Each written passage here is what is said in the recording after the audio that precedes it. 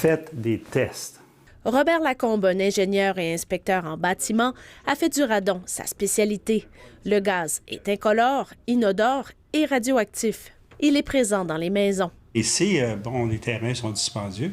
On creuse dans la terre, puis après ça, où ce que jadis, c'était des caveaux à patates, maintenant, c'est des salles de jeu, c'est des chambres. On utilise beaucoup nos sous-sols de maison.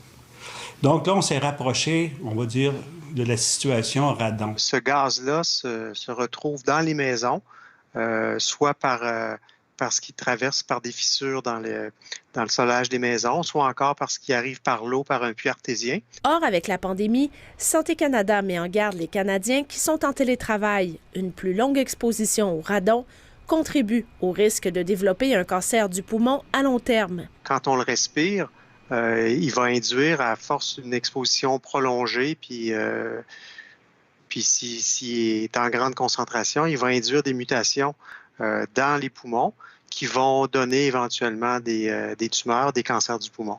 On ne dit pas qu'ils vont avoir le cancer du poumon demain matin, parce qu'on sait que c'est une mesure, c'est à long terme que vous allez développer le cancer.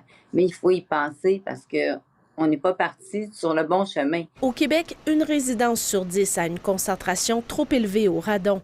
Mais comme les taux de radon varient d'une maison à l'autre, Santé Canada recommande d'effectuer un test comme celui-ci. OK. Activation.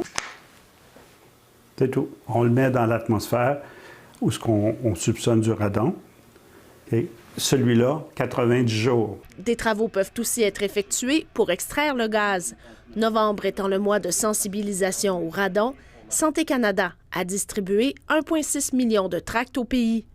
Ici Camille Simard, Radio-Canada, Québec.